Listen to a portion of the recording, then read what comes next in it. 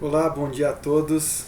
Mais uma vez é um grande prazer estar aqui com vocês, né? Mesmo à distância, mas podemos estudar a palavra de Deus e agradecendo a Deus por essa ferramenta, né? Mesmo à distância a gente pode estar se encontrando para aprender e estudar a palavra de Deus. Primeiro vamos orar? Pai querido, Pai amado, Santíssimo Deus, mais uma vez na Tua presença, ó Pai, nós queremos Te agradecer pelo privilégio e por essa oportunidade de estarmos agora reunidos, Santo Deus, mesmo através desta tela de computador, Santo Deus, mas agradecer pela oportunidade de podermos estudar a Tua palavra, Santo Deus.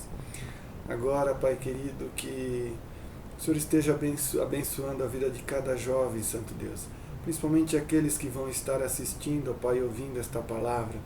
Por isso, use as nossas vidas para que possamos estar estudando e aprendendo mais sobre Ti, Pai querido. Guarde a vida de cada jovem, a vida das suas famílias, Santo Deus. Guarde a Tua igreja também, César de Souza, a vida do pastor Nino, a sua família, ó Pai. E guarde todo o Teu povo espalhado pelo mundo, ó Pai.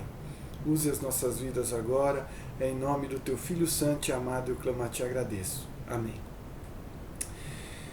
Bom, semana passada nós fizemos aí uma maratona, né, os dois capítulos aí de duas primeiras lições introdutórias do primeiro epístola e a segunda epístola, né, de Pedro. E hoje então nós vamos começar propriamente dito a entrar e aprender mais o que Paulo tinha em mente, qual o conteúdo dessas epístolas. A lição de hoje então, ela é baseada na primeira carta de Pedro, né, a primeira epístola, o capítulo 1, do versículo 1 ao 12. E o tema da lição é a esperança da salvação. Talvez se você já leu o texto, você já consegue fazer uma ligação com o tema e com o texto. E a revista, né, a lição, ela propõe para a gente uma divisão, a lição em 4 partes. Então nós vamos começar com a primeira parte, que é do versículo 1 ao versículo 2, que é o prefácio aqui. Vamos ler primeiro, aí a gente entra nele. Quem tiver com a Bíblia aí, então, é 1 Pedro 1, o versículo é do 1 ao 2 agora. Pedro, apóstolo de Jesus Cristo, aos eleitos de Deus, peregrinos dispersos no Ponto, na Capadócia, ou na Galácia, na Capadócia, na província da Ásia e na Bitínia, escolhidos de acordo com o pré-conhecimento de Deus, Pai, que pela obra santificadora do Espírito, para a obediência de Jesus Cristo e a aspersão do seu sangue. Eu peço desculpa aqui que eu estou lendo aqui uma versão NVI e a minha Bíblia NVI ela está com a letra muito pequenininha. Então tem hora que eu como ou pulo. Então, mas vamos lá. Então esse prefácio aí, ele segue uma estrutura que normalmente as cartas daquela época tinham. Ela se divide em 3 partes. A primeira é a identificação do seu autor. A segunda parte é a identificação dos destinatários. E a terceira parte, então, é uma saudação. Então nós vamos ver agora essa primeira parte, que é a identificação do autor. Nós lemos que o autor, então, Pedro, ele começa apóstolo de Jesus Cristo. Ao usar o termo apóstolo aqui, Pedro, ele usa esse termo para revestir de autoridade o que seria escrito ou o que seria dito na carta. Então ele esclarece, né, inclusive na carta, que ele era escolhido apóstolo pelo próprio Jesus Cristo, né, pelo próprio Senhor quem o chamou. Isso então daria uma autoridade aos seus escritos.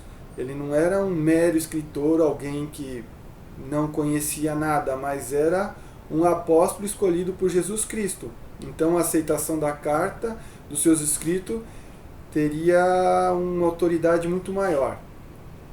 Segunda parte, então, dessa estrutura aqui são os destinatários, né? A quem ele se destina? Ele fala forasteiros e peregrinos das regiões aqui da Galácia, da Capadócia, do Ponto, da Ásia e da Betínia, né? Então ele já está aqui dizendo que esses cristãos aqui são forasteiros e peregrinos que moravam nessa região. E nós temos que ter em mente então, como eu falei nas aulas introdutórias, é que Pedro está escrevendo para cristãos, tanto judeus quanto gentios, dispersos ali naquelas regiões que nós acabamos de ler. E então ele usa o termo forasteiros, algumas usam forasteiros, outras peregrinos, tá? Então o termo forasteiro aqui é porque ele tinha sua pátria, porque aqueles moradores que eram forasteiros, eles tinham a sua pátria celestial, como já diz o nome, nos céus. Não era essa pátria terrena. E peregrinos, porque caminhavam em direção a essa habitação eterna. Bom, então, lembrando disto, aliás, Pedro então traz em mente para que eles lembrassem disto diante do sofrimento que enfrentavam neste mundo terreno aqui, né? No período em que eles estavam vivendo. Então eles precisavam ter em mente que eles eram passageiros, que eles eram peregrinos, forasteiros, e que eles eram cidadãos dos céus, não cidadãos terrenos. Aí você vê em seguida aí que o termo eleitos que Pedro usa, ainda identificando seus destinatários, esse termo eleitos ele é muito usado em relação ao povo de Israel. Se você abrir sua Bíblia lá em Êxodo 19, do 5 ao 6, Deuteronômio, ou todo o Pentateuco ali, você vai ver Deus se referindo ao povo como: vocês são um povo eleito, povo escolhido, nação eleita, povo sacerdotal. Então, esse era um termo muito comum na escolha do povo de Israel por Deus. Só que aqui o caso, esses eleitos eram os cristãos. A referência, então, é o fato de que, pelos critérios de arrependimento e fé estabelecidos por Deus, eles haviam sido selecionados para fazer parte do Israel espiritual. Então, essa carta é direcionada a esses eleitos do Israel espiritual. E esse era o ponto básico para os crentes que sofriam perseguições naquela época. E então Pedro está preparando eles para a sua exortação. E eles deviam estar conscientes ou cientes, né, de que sua verdadeira natureza e sua verdadeira condição era de povo eleito, ou seja, agora eles eram filhos de Deus, mas peregrinos aqui. A sua verdadeira pátria eram os céus. Tá? Então Pedro traz isso em mente ao identificar os seus destinatários. Outra parte aqui, a terceira parte dessa estrutura, a gente vê que é a saudação de Pedro. Pedro então ele diz assim: graça e paz sejam multiplicadas. Graça e paz não era uma saudação comum naquela época dos crentes quando se encontravam, como nós vemos hoje comum em certas denominações. Tá? Aquela era uma saudação apostólica revestida da intenção de uma oração. E outra coisa que nós percebemos ali é que Pedro, então, ele está manifestando o seu desejo de que a graça e a paz de Deus fosse multiplicada para aquelas igrejas ali. Isso fica bem claro. Então, Pedro também, ali nessa saudação, ele vai revelar também a intenção que ele tinha como escritor, que era contribuir com as suas palavras para produzir um efeito na vida dos cristãos, um efeito prático. Eu não sei se vocês lembram, aí quem assistiu a aula, eu até citei um estudioso aqui das epístolas de Paulo, e ele fala que a epístola de Paulo, além de ter muita teologia, era uma lição, um ensino prático, ou seja, era didático. Então Pedro, ele tem isso em mente, que seja usado, que eles possam viver aquilo que Pedro está ensinando ali. Então, partindo para a segunda parte da lição, a lição ela apresenta o título para nós assim: Ação de graças pela esperança da salvação. Então nós vamos ler agora o versículo 3 ao 5, que diz assim: Bendito seja o Deus e Pai de nosso Senhor Jesus Cristo. Conforme a sua grande misericórdia, Ele nos regenerou para uma esperança viva, por meio da ressurreição de Jesus Cristo dentre os mortos, para uma herança que jamais poderá perecer, macular-se ou perder o seu valor, herança guardada nos céus para vocês, que mediante a fé são protegidos pelo poder de Deus, até chegar à salvação prestes a ser revelada nos últimos ou no último tempo. Se você perceber, esse trecho praticamente ele segue um parágrafo. E então ali Pedro ele está dirigindo uma ação de graças ao Deus Pai, ou a Deus Pai de Jesus Cristo, e que foi com que através de Jesus Cristo que nós fomos regenerados. Então, a partir disso, nós somos novas criaturas. E fomos regenerados então para uma viva esperança da salvação. Então, quando nós falamos em esperança da salvação aqui, e o texto vai mostrar ali, ele está falando de uma salvação que nós esperamos. E aí uma pergunta: por que será que Pedro fala na esperança da salvação, se no momento em que as pessoas se arrependem e crêem em Jesus Cristo, ela já é salva? Se a gente fosse abrir agora, eu não vou abrir, mas vou deixar o texto, se você puder abrir em casa, João 5:24, ele vai falar sobre arrepender e crer, sobre essa salvação, sobre a vida eterna.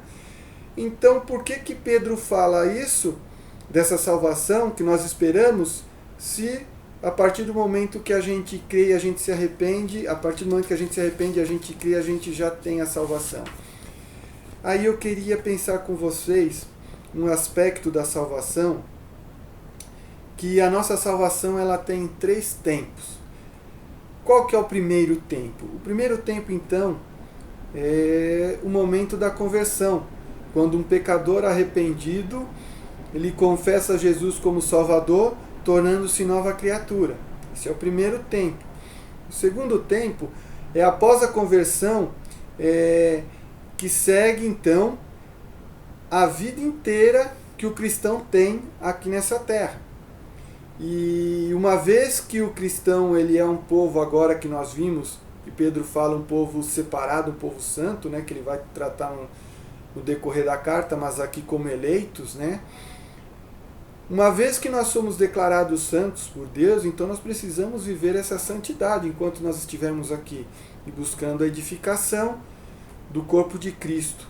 E em serviço, como servos de Cristo, né? Servindo não só a Deus e a Cristo, mas também à comunidade e ao nosso próximo. Aí entra o terceiro tempo, que é quando a salvação já existente, a partir do momento que a pessoa se converte, então, da sua conversão, só que ela vai se revelar em sua plenitude. Jesus, ele ressuscitou dos mortos, e nós vamos ressuscitar dos mortos também. Nós, eu digo, todo aquele que se converteu. E isso vai acontecer, então, no último dia nós seremos então revestidos de glória e nós habitaremos então eternamente na Jerusalém celestial. Essa Jerusalém celestial é um termo muito usado por João. João vai usar isso em Apocalipse 21:1 e também em Apocalipse 22:5. Mas Pedro também, ele refere-se a esse período, né, de consumação aí do reino como novos céus e nova terra. Vamos abrir lá vamos ver aqui na Bíblia, em 2 Pedro 3,13. Está facinho aí, se você puder, corre um pouquinho ali. 2 Pedro 3,13. Minha letra está pequenininha, está aqui. 3,13 está aqui, vamos lá. Todavia, de acordo com a sua promessa, esperamos novos céus e nova terra, onde habitará a justiça. Tá? Então, esse terceiro tempo da salvação é quando de fato nós vamos estar com Cristo nesses novos céus e nessa nova terra. Então, partindo desse princípio aí, desses 3 tempos aí que nós podemos ver sobre a salvação, o texto ele fala que nós estamos guardados. Claro que ali ele está falando para os cristãos da época ali que iam receber a carta, mas trazendo para todos os cristãos, que isso é cabível, nós estamos guardados pelo poder de Deus para a salvação, que há de se revelar então no último tempo. Esta salvação então, ela é vista por Pedro como uma gloriosa e eterna herança, guardada para nós, os cristãos, para manifestar-se então no último dia. Então a gente pode perceber que a vida eterna, ou a salvação, em Cristo, nós já temos, a partir do momento que nós aceitamos Jesus Cristo como único e suficiente Salvador das nossas vidas. Mas o que nós vamos perceber, o que nós vamos na realidade receber de Deus, está reservado para nós, de modo que ninguém pode tirar isso de nós. Ou seja, está guardado, está reservado para nós. Ninguém pode tirar. E interessante é que isso está guardado para uma manifestação final que nós esperamos. Ou seja, o cristão espera essa salvação na sua plenitude quando ele vai se encontrar com Cristo. E isso já é um gozo antecipado. Nós podemos viver com essa alegria. Aí talvez você pergunte, mas por quê? Por quê? Aí eu vou te fazer uma pergunta. Na realidade, nem é uma pergunta, afirmação. Nós sabemos que Deus cumpre as suas promessas. Esse texto aqui ele traz uma promessa maravilhosa para o cristão. É que a salvação que nós já adquirimos aqui, ela está guardada para a sua consumação e ninguém pode tirar. Isso é uma certeza. Essa esperança viva que o texto fala, ela não é uma mera expectativa, como algo que eu desejo possuir, ou uma manifestação vaga de um desejo. É diferente de você esperar, por exemplo, quando você faz aniversário e talvez, será que vão lembrar? Será que eu vou ganhar presente? Eu gostaria de ganhar um celular novo. Não. Essa aqui, o apóstolo Pedro, ele traz para a gente uma esperança viva, garantia. Ou seja, uma esperança viva que é uma garantia. E essa garantia, ela não está firmada em nós. Não é porque essa garantia não é que você está garantindo. Essa garantia que nós temos não está em nós. Mas essa garantia, ela está na natureza, no caráter e no propósito de Deus. Olha que maravilhoso. Essa garantia não está em você, meu amado. Essa garantia não está em você. Essa garantia, então, ela está na natureza e no caráter e no propósito de Deus e na obra da redenção que Jesus realizou. Esse texto é formidável. E eu quero mostrar para vocês a comprovação disso também. O livro em Hebreus aqui, o capítulo 6, versículo 17. Abram aí, esse texto é maravilhoso também. O capítulo 6, do versículo 17 ao 20. Olha o que diz aqui o texto.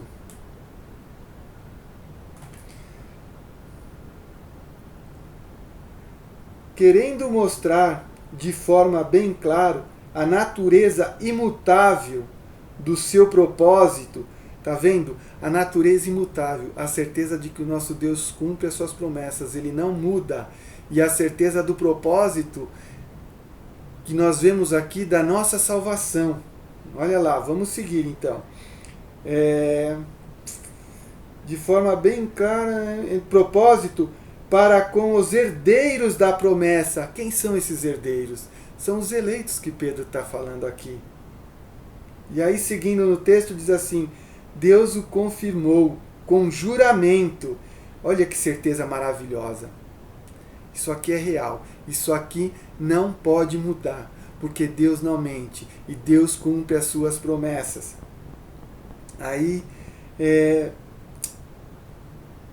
para que por meio de duas coisas imutáveis, nas quais é impossível que Deus minta, sejamos firmemente encorajados, nós que nos refugiamos nele, para tomar posse da esperança e na proposta, na esperança a nós proposta. Temos essa esperança como âncora da alma, firme e segura, a qual adentra o santuário interior, por trás do véu, onde Jesus, que nos precedeu, entrou em nosso lugar, tornando o sumo sacerdote para sempre, segundo a ordem de Melquisedeque. Gente, o que eu quero que vocês entendam, que Pedro estava querendo que o povo entendesse aqui, é que ninguém pode tirar a nossa viva esperança da promessa de que nós estaremos na glória com Cristo, que a nossa salvação, que nós já obtivemos ela aqui agora, ela vai estar na sua plenitude quando nós encontrarmos com Cristo na glória. E isso é uma certeza que pode trazer e deve trazer regozijo para você, mesmo nesse tempo que você está vivendo. E aí então Pedro continua, e nós vamos para a terceira etapa aqui da lição, que diz assim: a fé provada na esperança. No versículo 5 ao 9, diz assim, deixa eu voltar lá para o nosso texto, deixa eu achar aqui,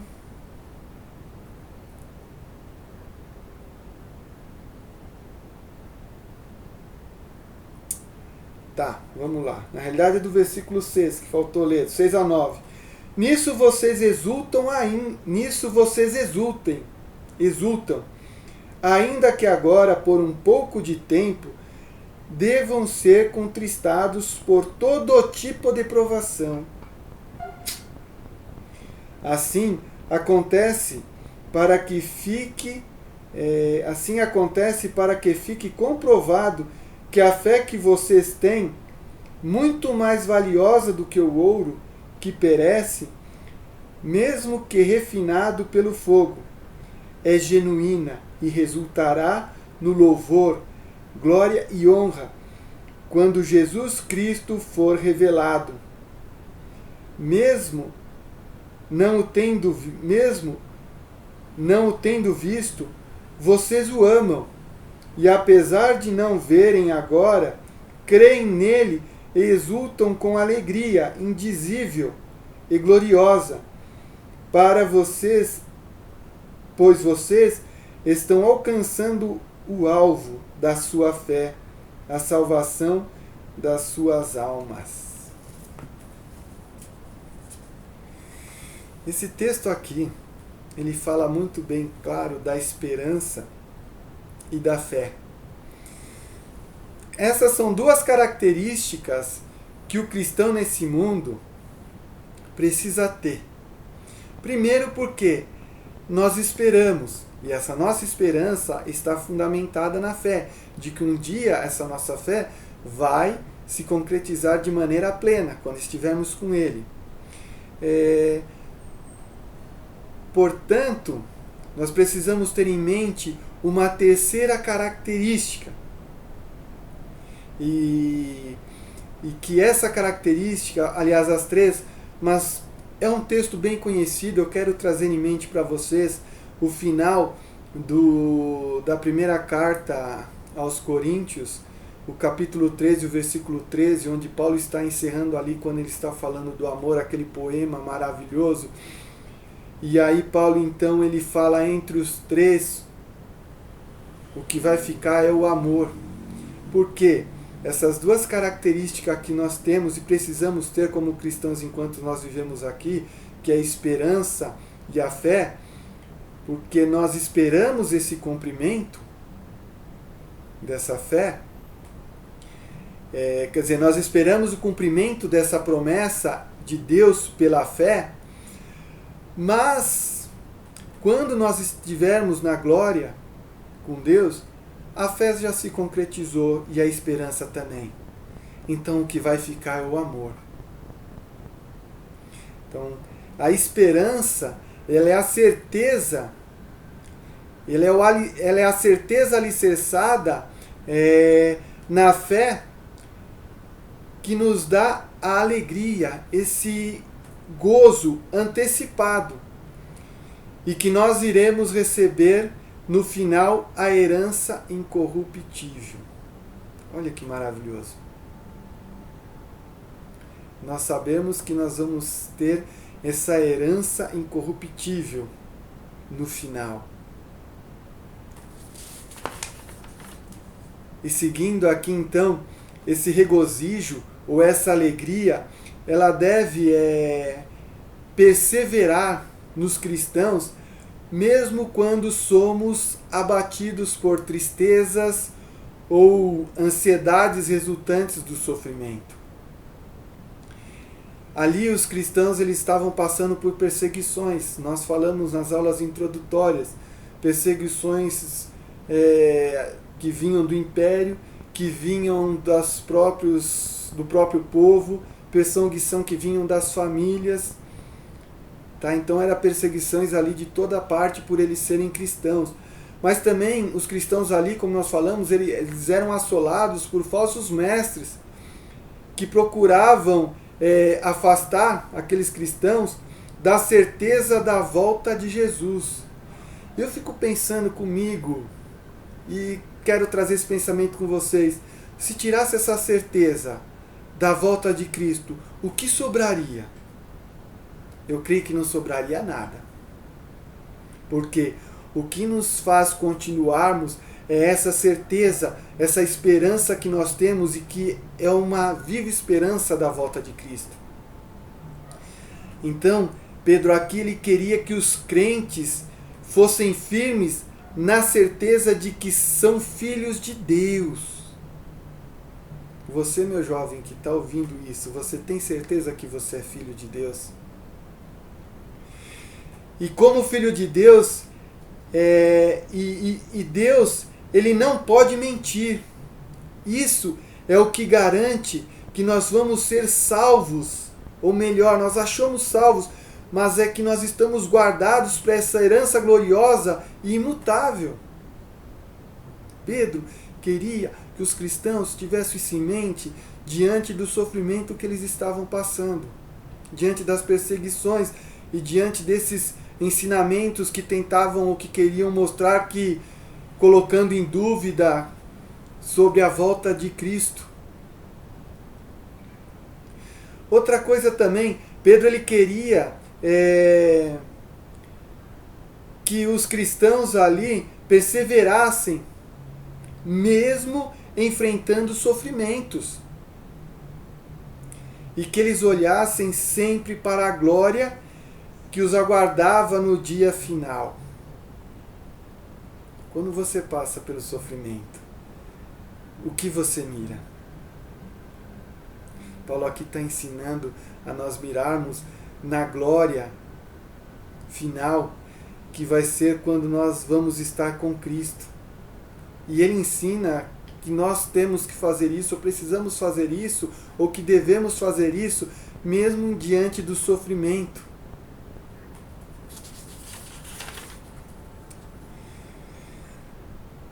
As tentações servem para provar a fé. É o que o texto aqui ele nos ressalta.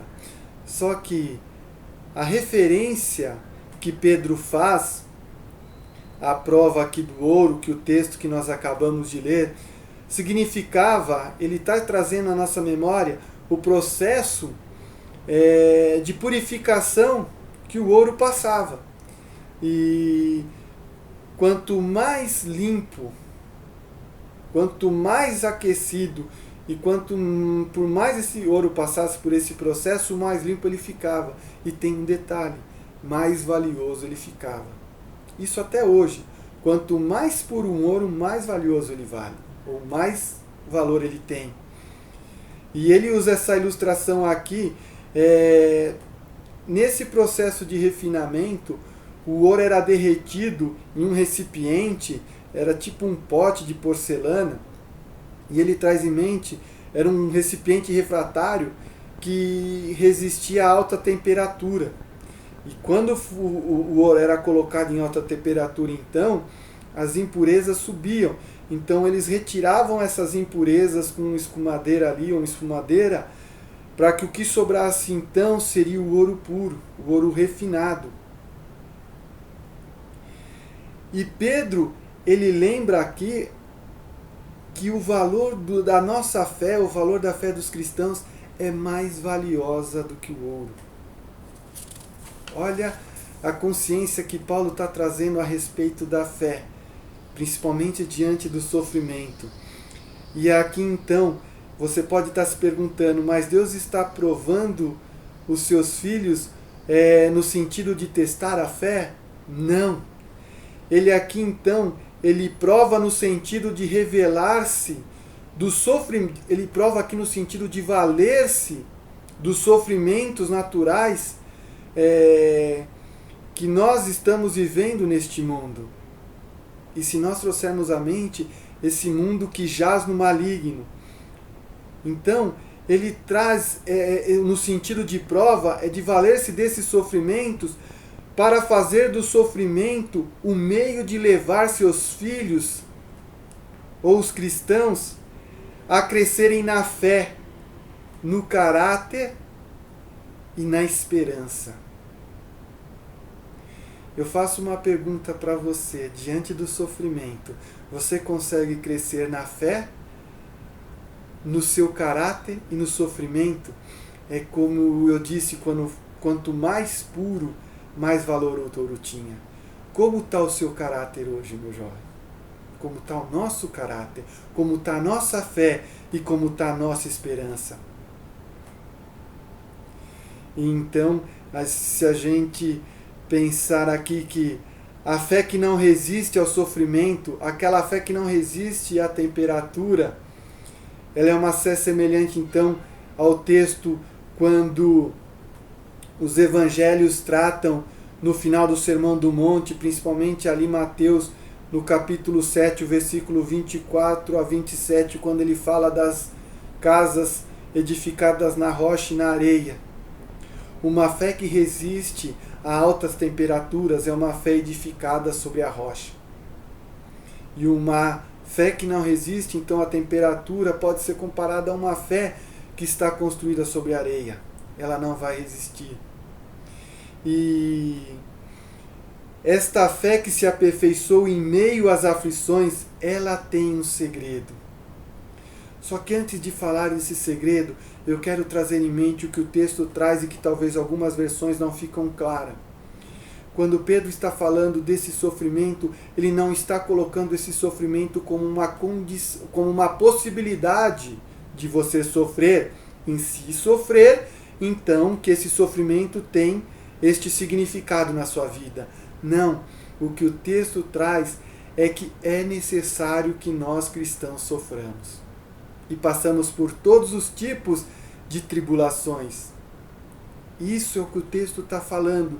O ouro, para ser refinado e para ficar puro, era necessário passar pelo fogo. Então, para que a nossa fé seja provada no sentido de produzir um crescimento, tanto na fé, na esperança e no caráter, é necessário. Meu querido jovem, você que me assiste, é necessário que nós passamos por esses sofrimentos para que então a nossa fé seja provada e a nossa fé mais valiosa que o ouro. E então aqui Pedro fala que esta fé que se aperfeiçoa em meio às aflições, ela tem um segredo. Essa fé, ela é alimentada pelo amor de Deus, é o que o texto fala. Pelo amor de Jesus Cristo em Deus. E mesmo sem vê-lo,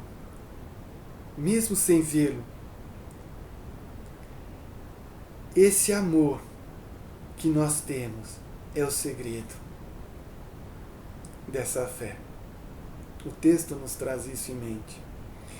E pela continuação e pela confiança que nós temos nele, esse amor então, e pela confiança que nós temos nele, em Jesus Cristo, mesmo essa confiança então que o crente tem nele, ele se sente antecipadamente o gozo, ou melhor, ele sente esse gozo antecipado que há de vir sobre nós, então, no último tempo.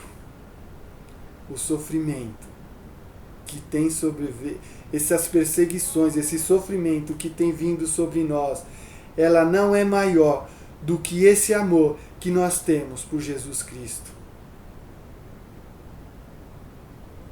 Então, qualquer tipo de sofrimento que você ou que nós como os cristãos sofremos e que aqueles cristãos estavam sofrendo, não é maior que o amor que nós temos por Jesus Cristo.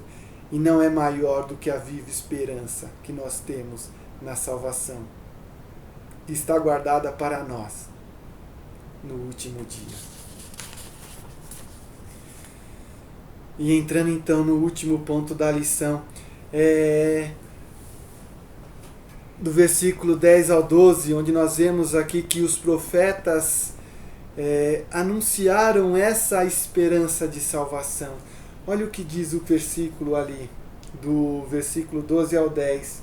Ele diz assim, então: foi a respeito dessa salvação, que nós acabamos de ler, que os profetas que falaram da graça destinada a vocês investigaram e examinaram, procurando saber o tempo e as circunstâncias para os quais apontava o Espírito de Cristo que neles estava, quando predisse a vocês os sofrimentos de Cristo e as glórias que seguiriam aqueles sofrimentos. A eles foi revelado que estavam ministrando não para si próprios, mas para vocês, quando falaram das coisas que agora lhes são anunciadas por meio daqueles que pregavam o Evangelho pelo Espírito Santo, enviado de Deus, coisas que até os anjos anseiam observar. A graça de Deus que os crentes estavam em nós, estamos experimentando na salvação e na esperança em sua consumação, já haviam sido profetizados pelos profetas, já haviam sido anunciados. E as expressões ali que nós lemos aqui no texto, inquiriram e trataram diligentemente, algumas versões ali no 10, e indagando, ela tem o sentido não somente de mostrar a inspiração de Deus, mas também de mostrar que aqueles profetas, eles pesquisavam sobre as revelações feitas por eles. E quando a gente vê Pedro falando destes profetas, que eles já anunciaram essa graça, dessa salvação que haveria de vir sobre os povos futuros e que estaria se consumando ali no tempo dos apóstolos, e onde a gente se retornar em Gálatas, a gente vê que na plenitude do tempo veio de mulher, a gente percebe a unidade da Bíblia, a unidade do Antigo e do Novo Testamento. Eles se entrelaçam, um complemento do outro. O que foi falado lá está sendo se cumprido aqui. Isso é maravilhoso, porque a gente, quando olha para a Bíblia, a gente tem que olhar ela toda como a palavra de Deus, como a promessa que foi anunciada desde Abraão. Paulo fala isso aos Gálatas. Então, o que era o alvo de pensamento, o exame e pesquisa dos profetas, que desejavam saber que tempo se manifestaria a graça de Deus, no tempo de Pedro. Nós estamos vendo que é ali, é o tempo que Pedro está falando dessa manifestação, dessa graça. Então já era uma realidade. O que os profetas falaram, as profecias, agora era uma realidade. Então Pedro está escrevendo sobre essa realidade que os profetas falaram. E essa realidade é o que nós vivemos hoje. E eles ali então, eles viviam essa realidade, e nós, da vinda, da morte, da ressurreição e da ascensão ao céu do Salvador Jesus Cristo. E quando a gente olha isso, a gente tem que ter em mente esse plano de salvação de Deus sendo colocado em ação pelo próprio Deus. Ele arquiteta e ele coloca em ação esse plano maravilhoso. E esse plano é tão maravilhoso, e para a gente encerrar esse finalzinho aqui, a gente vê que Pedro então, ele fala que até os anjos estão atentos, chama atenção para esse plano. E eu penso comigo, se os anjos ficam maravilhados, imagine nós hoje. Nós como os cristãos e como seres humanos, nós precisamos olhar para esse plano e ficarmos maravilhados, porque nós estamos vivendo a consumação deste plano de salvação, mas a totalidade dele está guardada para nós. E quando nós olhamos então para essa viva e rica esperança que nós temos através da ressurreição de Jesus Cristo, e mediante isso é necessário passarmos então por todo tipo de provações. Eu gostaria de deixar para vocês duas aplicações. É que se em cada momento de aflição e sofrimento que nós como os cristãos passarmos, nós precisamos lembrar da nossa condição como eleitos. E, portanto, como os filhos de Deus, nós somos geração santa. A nossa pátria não é essa terra. Nós estamos aqui de passagem. O nosso verdadeiro lar, a nossa pátria é a pátria celestial. Então, quando você estiver passando, você jovem, você que escuta esta aula, quando você estiver passando por momentos de sofrimento e aflições, lembre que isso aqui é passageiro. Você não pertence a esse mundo. E aí então, quando nós tivermos isso em mente, nós estaremos fortalecidos para enfrentarmos os desafios ou os dissabores desta vida, sem perdermos a fé. Mas pelo contrário, ela vai estar sendo provada e saindo mais forte. e nós teremos então o nosso ânimo, o nosso regozijo da esperança da salvação.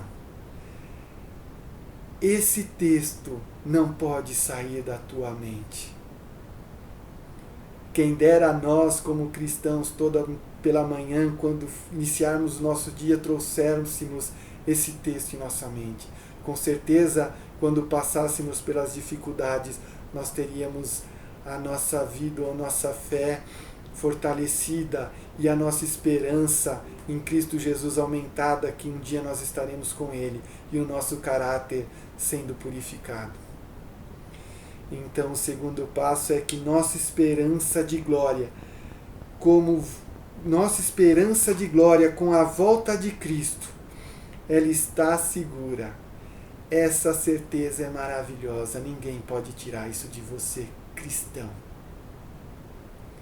Então, que nós não deixemos que a nossa fé seja abalada, mas que nós tenhamos as nossas fés, ou melhor, que nós tenhamos a nossa fé fortalecida e que essa fé, então, ela não esmoreça.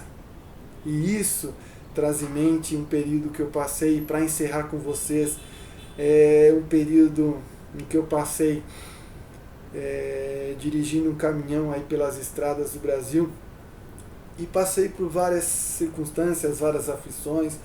Passei por assalto, passei por acidentes, falta de freio, e cada coisa dessa tinha vezes que me dava vontade de desistir, de largar aquele caminhão lá, virar as costas e desanimar e voltar e largar tudo. Mas então eu tinha em mente que eu não era um caminhoneiro. Eu tinha em mente que eu estava um caminhoneiro, era passageiro. Então, quando eu trazia aquilo à mente, eu tinha força, porque eu sabia que aquilo ia passar. Você, meu jovem que está assistindo, ou você cristão que está assistindo, tenha em mente, diante do sofrimento, que nós somos povo escolhido de Deus, nós somos passageiros e nós estamos aqui de passagem. E então, você pode se alegrar nessa fé, você pode se alegrar com essa fé firmada na esperança de que um dia nós estaremos com Jesus Cristo na glória. E nada pode tirar isso de você. Que Deus abençoe sua vida ricamente. Amém.